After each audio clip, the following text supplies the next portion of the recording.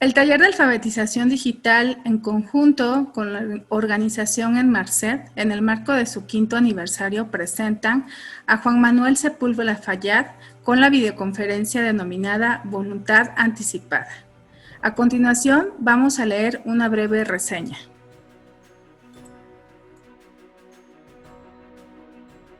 Originario de Huejutla de Reyes, Hidalgo. Licenciado en Derecho por la Universidad Autónoma del Estado de Hidalgo. Juez, magistrado y presidente del Tribunal Superior de Justicia en el Estado de Hidalgo. Secretario de Gobierno del Estado de Hidalgo. Presidente municipal de Pachuca. Diputado al Congreso local y al Congreso de la Unión. Procurador General de Justicia del Estado de Hidalgo. Actualmente, notario público número 2 en el distrito de Pachuca.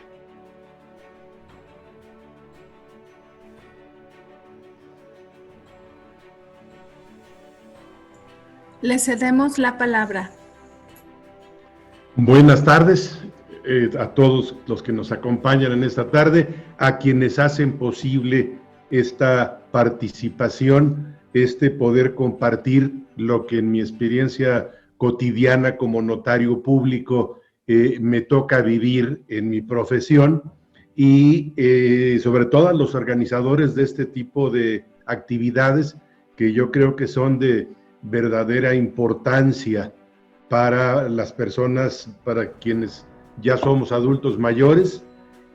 Nos cambia el panorama en muchas cosas y yo felicito este tipo de esfuerzos. El tema de hoy que nos ocupa es la voluntad anticipada. Voluntad anticipada que tiene su origen en toda una serie de cambios que ha habido en materia de servicios médicos y demás. A través del tiempo ha sido cada vez más importante el tema de la salud. Bástenos saber que, fundamentalmente el tema de la salud en nuestro país está regulada por una ley de carácter general, porque es un tema donde concurre la federación y los estados. Por eso son leyes generales. Cuando solamente es un tema federal, son leyes federales. Y simplemente yo les puedo decir que en los últimos 14 meses, la Ley General de Salud se ha modificado alrededor de 19 veces, porque cada día están avanzando las investigaciones, cada día está creciendo también en esta parte la cultura de los derechos humanos, y esto incide en que se tengan que regular legalmente muchas actividades. Por eso no es nada raro que cuando vean ustedes, cuando consultan la Ley General de Salud, van a encontrar muchísimos capítulos bis y artículos hasta bis 28 que han tenido que irse acomodando según las necesidades. Antes hablar de trasplantes o cuestiones de esta naturaleza pues no era nada común. Yo creo que además ahora, después de esta pandemia, va a tener que modificarse nuevamente la ley para dar paso a nuevas figuras, nuevas formas de poder atacar de manera apropiada este tipo de fenómenos. Entonces, la voluntad anticipada parte de una definición que nos da la propia ley y que habla de que es la manifestación de voluntad para ejercer el derecho a aceptar medidas terapéuticas, incluyendo cuidados paliativos, y rechazar tratamientos extraordinarios que la sitúen en obstinación terapéutica, con la pretensión de prolongar de manera innecesaria la vida. Sin embargo, nos encontramos con que al escuchar el término de voluntad anticipada, mucha gente se confunde porque hay términos que son muy comunes. Le pediría que cambiáramos la diapositiva. tenemos el documento de voluntad anticipada, el formato de voluntad anticipada y la voluntad anticipada que se llama directrices anticipadas. Esto derivado de la ley de donde están reguladas de manera procedimental. Cambiamos. Documento de voluntad anticipada es el que se suscribe ante notario público. Cualquier persona con capacidad de ejercicio y en pleno uso de sus facultades manifiesta de manera libre, consciente e inequívoca su voluntad de aceptar medidas terapéuticas, incluyendo cuidados paliativos, y rechazar aquellos tratamientos extraordinarios que lo sitúen en una obstinación terapéutica. Entonces, documento de voluntad anticipada es el que se hace ante el notario, pero no es la única opción que tenemos para expresar nuestra voluntad anticipada. Cambiamos. Cuando dice la ley que cuando no es posible que la persona vaya ante el notario, por la razón que ustedes quieran, hay todo un sistema en el sistema de salud, perdón por la redundancia, donde la Secretaría de Salud ha previsto un formato oficial. Y lo mismo, la persona con capacidad de ejercicio manifiesta una decisión similar en cuanto a la aceptación o no de medidas terapéuticas y básicamente el acogerse a los cuidados paliativos. De entrada, ustedes ya lo han escuchado por ahí, hay dos tipos de medidas médicas. Una que tiene que ver con la curación, las medidas curativas, en donde lo que se busca es combatir una enfermedad y se trata de, teniendo un pronóstico de posibilidad de éxito, y los cuidados paliativos que se refieren básicamente a evitar que el paciente tenga sufrimientos en su tratamiento. Cuando ya no hay posibilidad de que la enfermedad sea resuelta, pues cuando menos asegurarle una condición digna para poder pasar la parte final del desenlace de la enfermedad, pero sin padecer sufrimientos innecesarios. Cambiamos. Y en materia federal, en los hospitales que están regulados dentro del sistema de salud federal, se llaman directrices anticipadas. Ahí sí el problema es que están muy poco reguladas, porque, para empezar, tanto en el documento de voluntad anticipada como en el formato nos dice ante quién lo vamos a hacer y demás. En las directrices anticipadas no se dice, nada más dice cuáles son las formalidades, que tiene que ser por escrito, expresión de voluntad personal libre e inequívoca, que tenga que manifestarse el otorgante al respecto de la disposición o no de órganos susceptibles de ser donados, la indicación de recibir o no recibir tratamiento en caso de una enfermedad en situación terminal y nombramiento de representante. O sea, lo hace de manera un tanto abigarrada, un tanto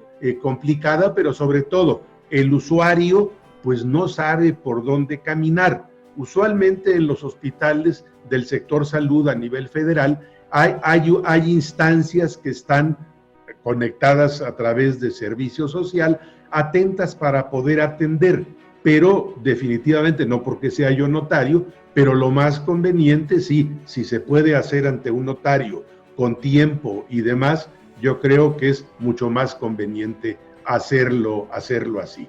Cambiamos diapositiva, por favor.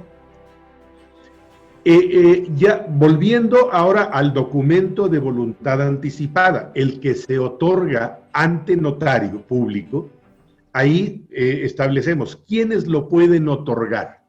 Aquí les comento de que las leyes de voluntad anticipada y en alguna medida la propia Ley General de Salud y sus 8 reglamentos, porque la ley es una ley que tiene 8 reglamentos para cada una de las diferentes materias. En el caso particular, lo que nos atañe a nosotros es el que tiene que ver con la prestación de servicios de salud. Pero en el caso de nuestra ley para voluntad anticipada, les comento, cuando originalmente se publica la primera versión de la ley de voluntad, ahí nuestro problema que cuando hablamos de estos temas, tenemos colisión con toda una serie de conceptos y de creencias religiosas, porque, bueno, hay quien considera que la enfermedad pues viene de la voluntad divina y que por lo tanto pues hay que aceptarla en esa condición. Les aterra dentro de esta mentalidad hablar, por ejemplo, de eutanasia. Dicen que, bueno, ¿quién es el ser humano para poder renunciar a algo que viene de la divinidad, como es la vida? Y vaya, yo no critico ni descalifico de ninguna manera, pero esto sí nos ha generado problema en este tema. Nos generó problema durante mucho tiempo con el divorcio, por ejemplo, porque al estar dentro de la religión considerado como un sacramento, bueno, se hacía todo lo posible porque no se rompiera el vínculo matrimonial. Y entonces había historias larguísimas donde tanto o la esposa o el esposo pues se negaban a otorgar a firmar el divorcio, y pues solamente les quedaba el comprobar alguna causal que tenía que ser grave y que generaba una serie de problemas. Entonces, vaya, nos ha ido pegando en esto, nos ha pegado en materia de derechos de mujeres por cuanto hace a la interrupción del embarazo. Sigue habiendo una discusión renovada últimamente al respecto de este tema, y bueno, cuando se habla de voluntad anticipada, asoma la nariz por ahí el tema de la eutanasia al respecto, y siempre ha habido una reticencia al respecto. Entonces, cuando sale la primera ley de voluntad anticipada, bueno, los requisitos eran brutales. O sea, para poderlo hacer tenían que necesariamente ir con el notario, no había otra excepción. Si querían hacerlo con el médico tratante, tenían que comprobar que ninguno de los notarios del distrito donde estaba ocurriendo esto los quería atender. Bueno, toda una serie de cuestiones muy graves. Se fue cambiando. Sin embargo, la ley tiene muchos defectos en su redacción, porque pues quedó con el estilo muy mexicano de legislar al estilo Dr. Frankenstein, en donde le vamos poniendo una patita de uno, la manita del otro, la orejita del de acá, y nos queda pues un cuerpo legislativo con muchos defectos. Aquí les puedo decir que, un ejemplo, dice nuestra ley de voluntad anticipada: ¿quiénes pueden otorgar este documento? Cualquier persona con capacidad de ejercicio podrá manifestar su decisión de voluntad anticipada. Y luego nos soplan 4 hipótesis. Cualquier enfermo en fase terminal médicamente diagnosticado e informado de su estado de salud. Los familiares y personas señaladas en los términos y supuestos.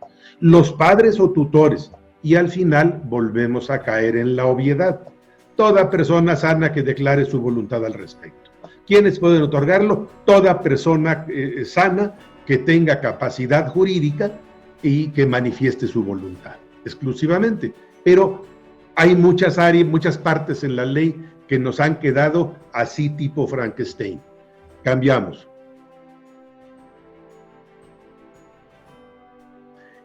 ¿Cuáles son las formalidades para hacer, para concretar nuestro documento de voluntad anticipada ante notario. Vaya, yo diría que la ley habla básicamente de expresar ante el notario de manera libre, espontánea e inequívoca su voluntad anticipada. Nombrar un representante que vigile el cumplimiento, porque aquí hay que partir de una base. La ley de voluntad anticipada no genera derechos en sí misma. La ley de voluntad anticipada nos da la herramienta para dejar constancia de el ejercicio de un derecho que ya está en la Ley General de Salud, en la Constitución, en la Ley General de Salud, en el reglamento que en la materia tiene, y se materializa a través precisamente de este documento. Entonces, bueno, y sobre todo la parte más importante de esto es, mientras yo esté consciente, yo puedo hacer valer mis derechos a la hora que yo quiera. Sin embargo, ¿qué pasa si ya no tengo conciencia? Entonces, por eso en la ley se prevé, muy bien, si tú ya estás en estado de inconsciencia, nombra a un representante, a quien le das la instrucción precisa de qué es lo que tiene que hacer, y entonces, bajo esa circunstancia, él cumple con tu voluntad, con la voluntad que anticipadamente pronunciaste respecto de qué quieres que pase con tu salud en un caso de enfermedad terminal. Y como tercer requisito es manifestar su voluntad respecto a la disposición o no de órganos, tejidos y células de seres humanos susceptibles de ser donados. Aquí dos cuestiones, también esto es mucho problema porque, bueno, pues tenemos un número impresionante de órganos que le pueden cambiar la vida a una persona que lo está requiriendo y que se van a la caja con todo o se incineran. No tenemos cultura de la donación y esto nos genera también problema. También ahí tenemos una colita que tiene que ver con la cuestión religiosa. Hay iglesias, por ejemplo, que promueven que sus feligreses no acepten bajo ninguna circunstancia donar ni siquiera sangre. Incluso los hacen firmar un documento donde le piden por favor a los médicos y a los parientes que cuando mueran no toquen su cadáver, que no dispongan de ningún órgano. Entonces, estos son los retos que como sociedad tenemos de avanzar en esto de la cultura de los trasplantes. Pero estos requisitos de los que se habla, de ir con el notario, decirle qué es lo que queremos, a quién queremos que sea nuestro representante y si queremos o no convertirnos en donadores de órganos, tiene un presupuesto básico. Lo primero que hay que hacer para otorgar un documento de voluntad anticipada, evidentemente es un proceso de reflexión. Yo tengo que pensar, a ver, en esta condición, ¿qué es lo que yo quiero? Ya una vez que, es exactamente un proceso similar al que hacemos cuando vamos a hacer un testamento. O sea, la persona no puede llegar con el notario y decirle que, oiga, ¿usted qué me aconseja? ¿A quién le dejo o cómo le dejo? Evidentemente tiene que hacer una reflexión previa, a ver a quién le voy a dejar, en fin, proceso que es bien complicado, porque hay muchísimas personas que no hacen testamento porque no encuentran el testamento perfecto. Se hacen bolas con el problema de que a quién debo de dejarle los bienes, al que lo necesita o al que se ha portado bien conmigo. Temo que si le dejo la casa a el otro se va a enojar. Y entonces se convierte, o sea, se atora el proceso y no se resuelve. Esto, yo siempre he dicho, el peor testamento que nos salga es 1000 veces mejor que no dejar testamento. Entonces hay que reflexionar primero, tanto en el testamento como en la voluntad anticipada, qué es lo que yo quiero. La importancia de este instrumento es básicamente esta reflexión. En los casos en donde se pueda hacer, comunicarlo a la familia, que la familia sepa cuál es mi punto de vista, cuál es mi preocupación y cuál es mi deseo en este caso, porque normalmente se enferma la persona, está en condición de que ya no puede tomar decisiones tan fácil y empieza la batalla campal. Unos lo quieren llevar a un lado, otros lo quieren llevar al otro, unos lo quieren llevar a cumplir una manda, otros que no, que le pongan remedios de algún brujo o lo que sea, y entonces se convierte en un problema. Entonces, vaya, sí vale la pena proceso de comunicación con la familia. Tercer lugar, es parte de una cultura de la prevención. O sea, no puede ser que nos pase con frecuencia. Les digo yo que nos sorprende hasta el amanecer, caray, y todos los días lo tenemos, sin embargo, nos sorprende. Bueno, pues evidentemente que todos tenemos la vida colgada de un hilito, y que yo no sé cuando nace un niño si va a ser ingeniero, si va a ser profesor o músico, no sé de eso, pero de que se va a morir un día. ¿Cuándo? ¿Quién sabe? Afortunadamente no lo sabemos, porque si no sería un problema terrible. Pero sí es importante adoptar un criterio de prevención. Tenemos muchísima gente que vive en una casa que pagó y no le han escriturado, que no hacen testamento y tienen 3 señoras con 3 proles de hijos y demás, y que el día que mueran va a ser el rosario de Amozoc se va a quedar chiquito comparado con lo que va a pasar ahí. Y también esto de meternos en el tema de la voluntad anticipada nos hace conocer cuáles son nuestros derechos. La única solución que tenemos para este país es el empoderamiento del ciudadano. No nos va a venir a salvar nadie. Seguir esperando a los mesías y demás nunca nos ha funcionado. Entonces, tenemos que participar de manera más activa, y una de las maneras de poder participar de manera más activa es tener información.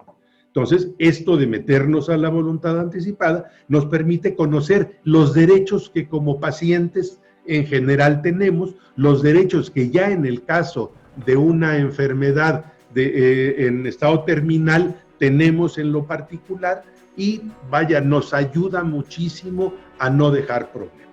Entonces, esta es la parte que a mí más me interesa compartir con ustedes por esta razón. Cambiamos, por favor, diapositiva.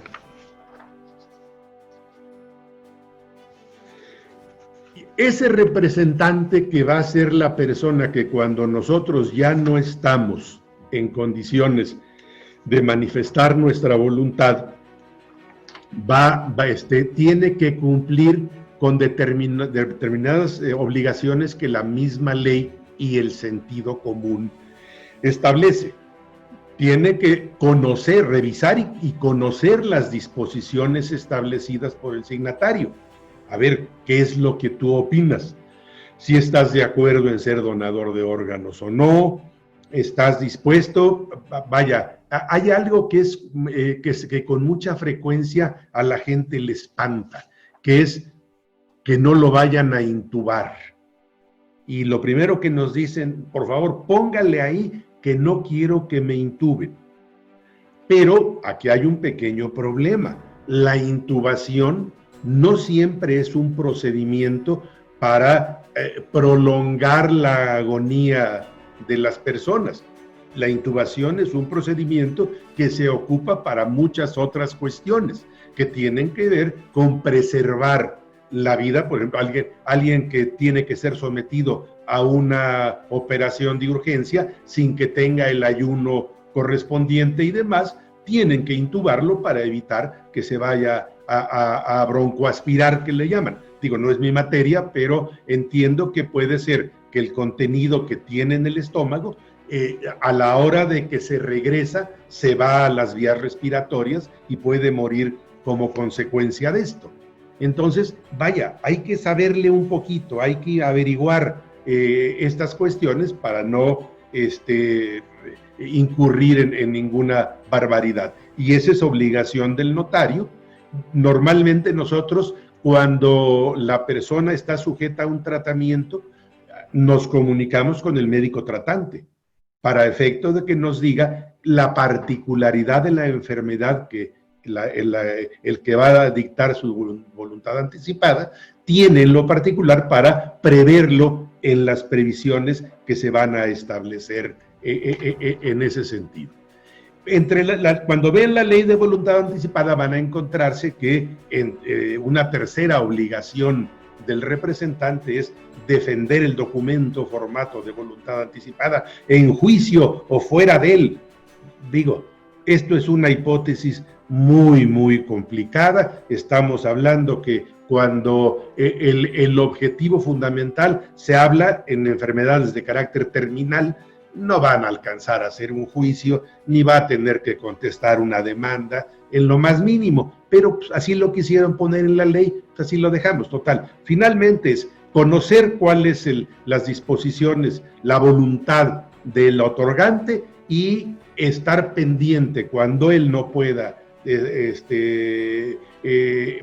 por su de propia voz pedirlo, que se cumpla con la voluntad de la persona. Cambiamos, por favor. Ahora, lo que yo decía, ¿cuál es? O sea, el documento de voluntad anticipada no nos da derechos, los derechos ya los tenemos. ¿Y de dónde vienen esos derechos? Vienen, en primer lugar, a nivel constitucional. O sea, esta es una garantía constitucional. La atención a la salud es una garantía constitucional. Luego viene Ley General de Salud, el reglamento que en materia de voluntad anticipada es en materia de prestación de servicios de atención médica.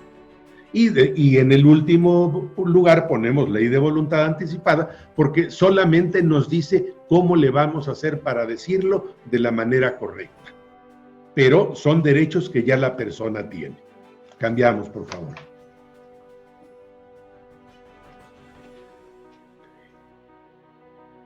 Por el simple hecho de ser usuario del servicio de salud, y estamos hablando de que estos derechos que como pacientes tenemos no dependen de que sean en un hospital público exclusivamente, no, es en público, social y privado. En todos tenemos derecho a esas mismas prestaciones, a esos mismos derechos. Recibir prestaciones de salud oportunas y de calidad idónea. A recibir atención profesional y éticamente responsable.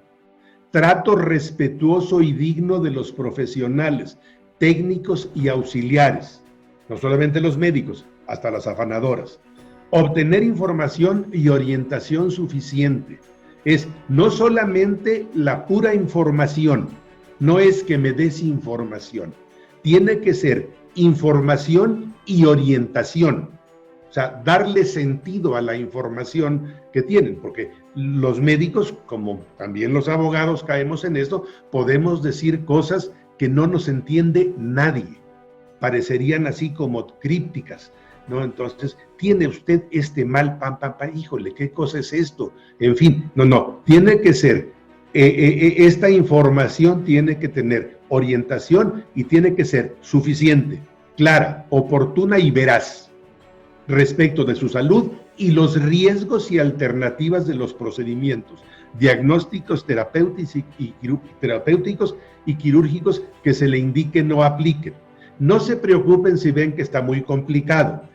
Estoy dejando a su disposición lo que yo, un documento que elaboré, que es el manual del representante en voluntad anticipada, en donde ya se habla de todos estos términos, transcribiendo los artículos de la ley, del reglamento y demás, pues desde la Constitución para abajo, para que ahí se puedan fundamentar para poder exigir los derechos. Los servicios que el Estado nos brinda van a ser mucho mejores a partir de que los ciudadanos estén informados de los derechos que tienen. Esto va a ser fundamental. Bien, quinto, decidir libremente sobre la aplicación de los procedimientos diagnósticos y terapéuticos ofrecidos. O sea, no solamente del procedimiento de diagnóstico de la enfermedad, que implica esta cuestión, sino también los procedimientos terapéuticos. O sea, cuáles van a ser las medidas curativas que nos van a aplicar. Cambiamos, por favor.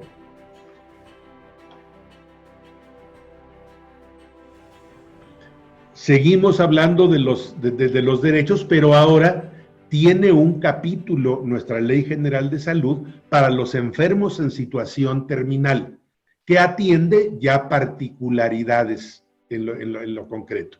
Recibir atención médica integral. O sea, no solamente me van a atender el mal que tengo específicamente y que me tiene en la situación terminal. Tengo derecho a la atención integral.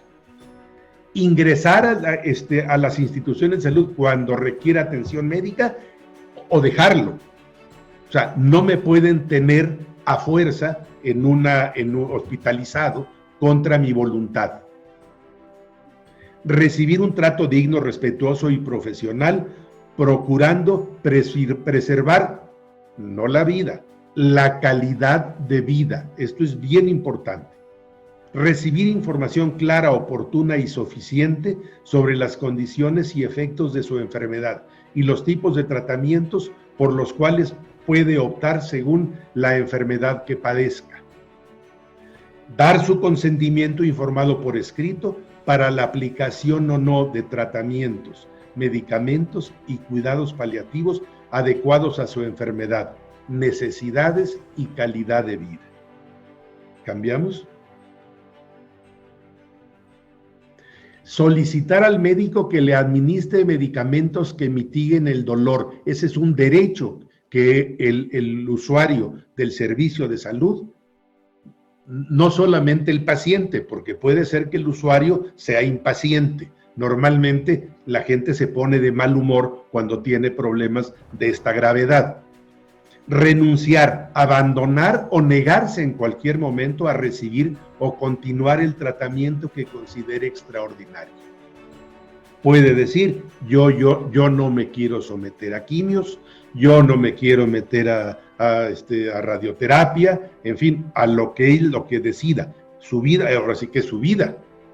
Optar por recibir los cuidados paliativos, o sea, todos aquellos que tienden a asegurarle un tránsito en su enfermedad de manera digna y sin dolor, se los pueden aplicar en el domicilio particular también. Hay esa obligación.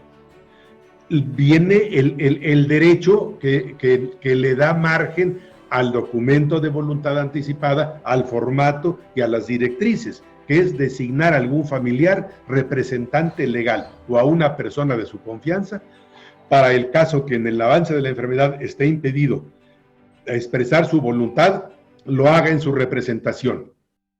Y por último también los servicios espirituales. Digo, somos un país plural y en ese sentido tenemos que ser muy respetuosos. Si la persona tiene una creencia religiosa y considera requerir servicios espirituales, tienen que facilitarle que así sea. Cambiamos. Estos derechos que teníamos en la Ley General de Salud se amplían en el reglamento. Esto no es muy técnico porque se supone que el reglamento nada más es la manera de instrumentar lo que la ley dice, pero el hecho que es que se generan nuevas cuestiones. Por ejemplo, esta primera hipótesis que tiene el reglamento, que se le informe de manera oportuna, comprensible y suficiente acerca de que el tratamiento curativo ya no está ofreciendo resultados positivos tanto para su diagnóstico como para su calidad de vida. Digo, podríamos derivar este derecho de lo que ya vimos atrás, pero aquí está muy bien dicho. Aquí nos da una claridad y una facilidad que la persona lo pueda esgrimir como derecho. Informarle, si así lo autoriza, al tutor, representante o a la familia o persona de su confianza, el diagnóstico de una enfermedad en estado terminal. O sea, el paciente tiene derecho a que si no lo desea, no se participe a la familia cuál es su situación en el paso particular, porque le generamos otra preocupación al que ya tiene un problema grave. Entonces, es el derecho él puede decidir si se le informa a la familia o no. En caso de que el paciente tenga duda, puede solicitar información adicional y explicaciones.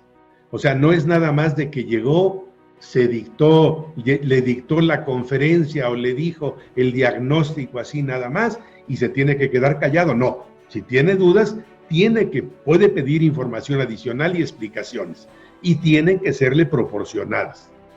O sea, porque aquí es no solamente que yo tenga derecho a solicitar, sino a que me lo otorguen. Y en esta parte se habla de que lo puede pedir y tienen que proporcionárselas. Cambiamos. Solicitar una segunda opinión. Tiene derecho a no quedarse con lo que solamente un médico le diga. Tiene derecho a una segunda opinión. A recibir atención ambulatoria y hospitalaria. Si él escogió ir y venir al hospital o eligió estar hospitalizado, pues ahí tienen que darle la atención. Que se le proporcionen servicios de orientación y asesoramiento a él, a su familia o persona de su confianza como seguimiento respecto de su estado de salud. No es el caso de que están todos formados afuera, en bola, en condiciones poco humanas, y ahí salen cuando quieren y cuando pueden y como quieren. O sea, esto es un derecho que tenemos. Y luego, por último, dice que tiene el paciente, por virtud de este reglamento, el derecho a que se le respete su voluntad expresada en el documento de directrices anticipadas. No solamente en el de directrices anticipadas, tal y como lo denomina el reglamento de la Ley General de Salud, sino cualquiera que sea formato o documento ante notario, tiene que respetarse, porque lo haya hecho quien lo haya hecho, contiene en el caso del que se hace ante notario público, es un instrumento público que hace prueba plena y en donde se establece que el señor manifestó su voluntad. No habría razón para que digan, no, esto como está hecho para el estado de Hidalgo, aquí no opera en todas partes de la República. Así tiene que ser. ¿Cambiamos? Luego, hemos hablado mucho del tratamiento curativo y del paliativo y demás. Los cuidados paliativos están previstos desde la Ley General de Salud hasta el reglamento. Hay un título que se llama de los cuidados paliativos de los enfermos a los enfermos en situación terminal dentro de la ley. Y aunque este artículo 166 bis parecería describir qué es lo que va a decir la ley subsecuentemente, está generando derechos. porque dice garantizar una muerte natural en condiciones dignas a los enfermos en situación terminal, por ejemplo. Y vaya, se utiliza como una forma de ampliación de los, de los derechos que la persona tiene. Esto, lo que tiene el reglamento, se convierte en el universo de derechos que son exigibles por parte del usuario o de la familia o del representante en favor de los usuarios. Cambiamos.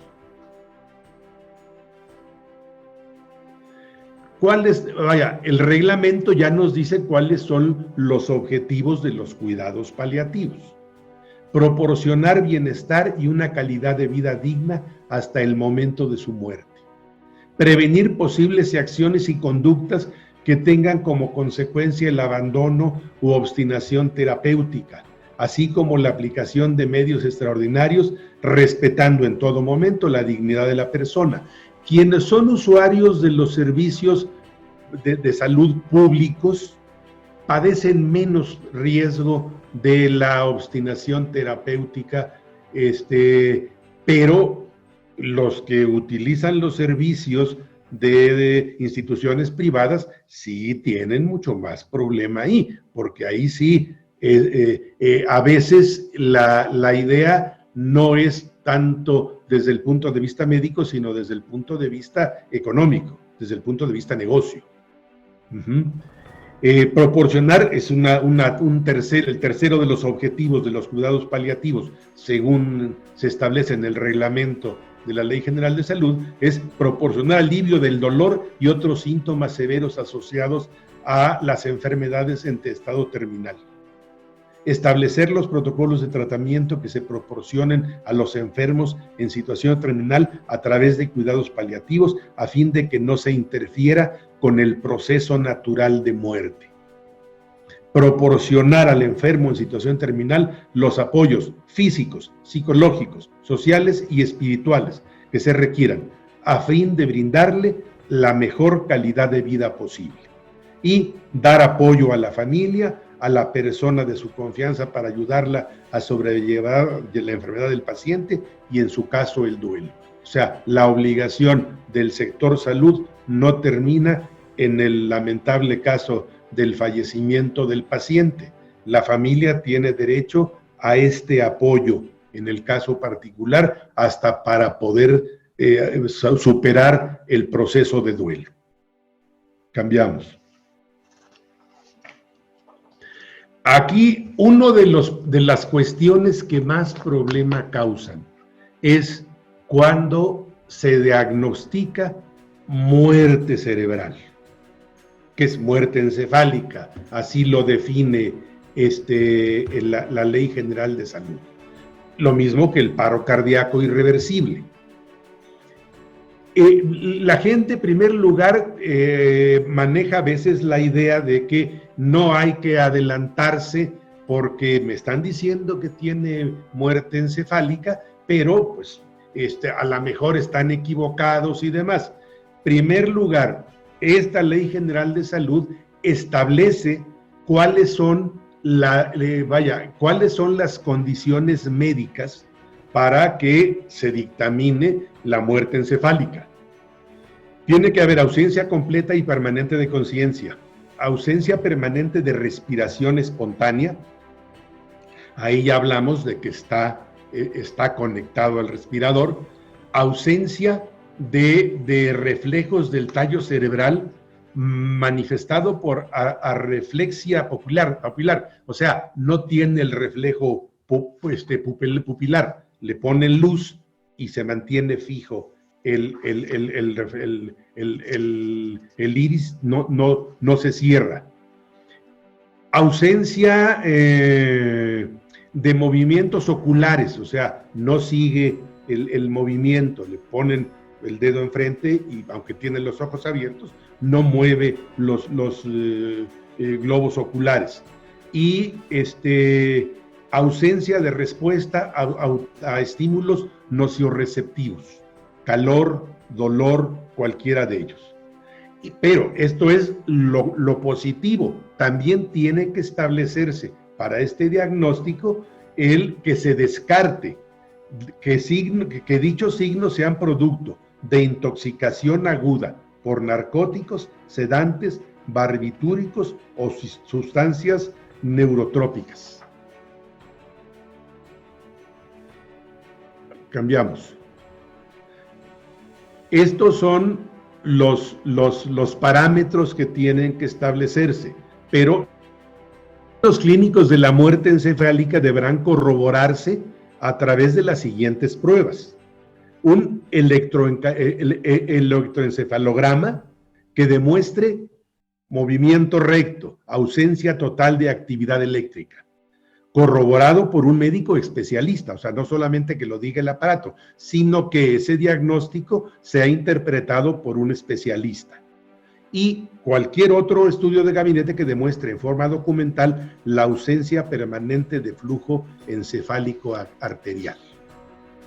Y aquí, ante esta situación, cuando ya está la muerte encefálica, el artículo 345, aquí sí cito el artículo de manera directa, dice: no existirá impedimento alguno para que a solicitud y con la autorización de las siguientes personas, desde luego es cualquiera de ellas, él o la cónyuge, el concubinario o concubina, concubinario es hombre, concubina es mujer, los descendientes, los ascendientes, los hermanos, el adoptado o el adoptante, conforme al orden expresado, se prescinda de los medios artificiales cuando se presente la muerte encefálica comprobada y se manifiesten los demás signos de muerte a que se refiere el 343.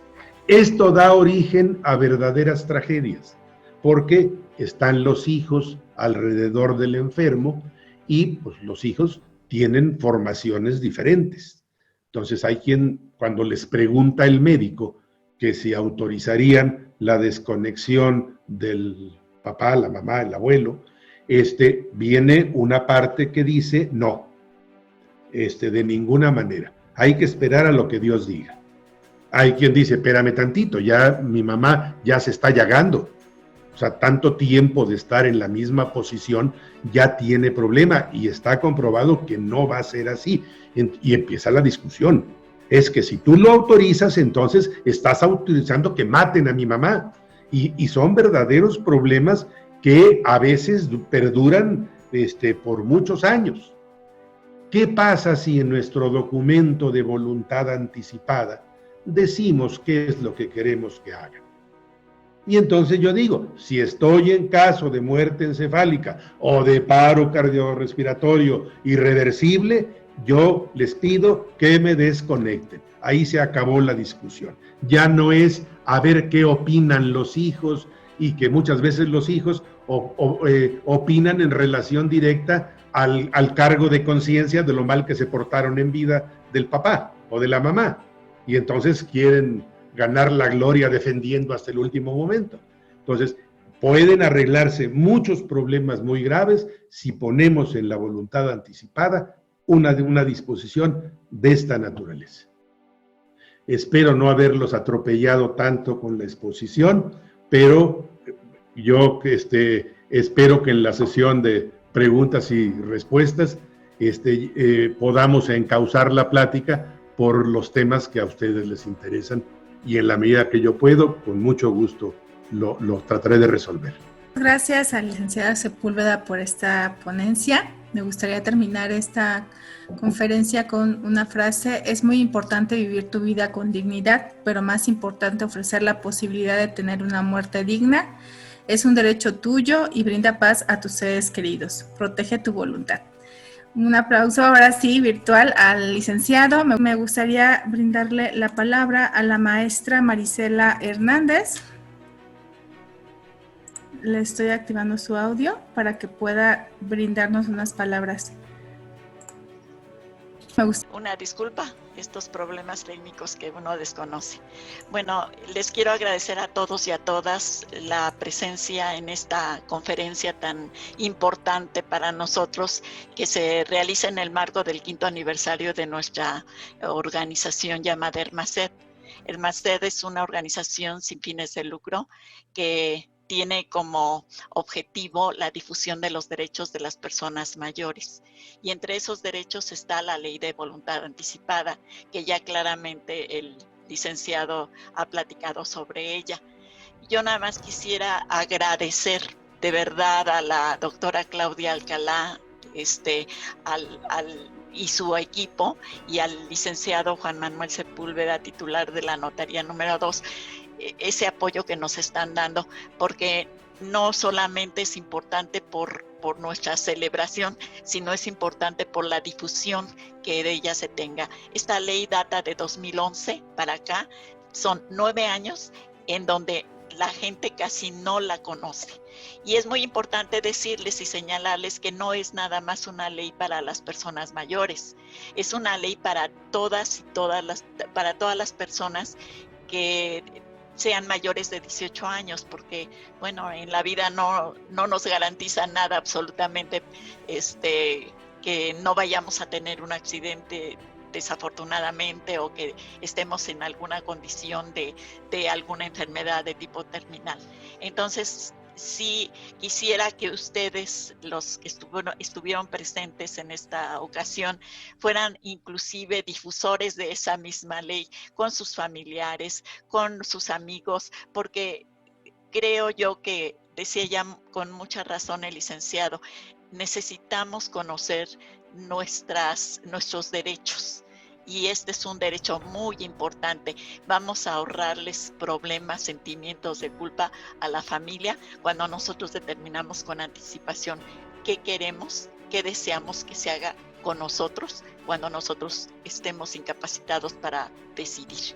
Les agradezco muchísimo a todas. Gracias, doctora Claudia. Gracias, licenciado, por su apoyo.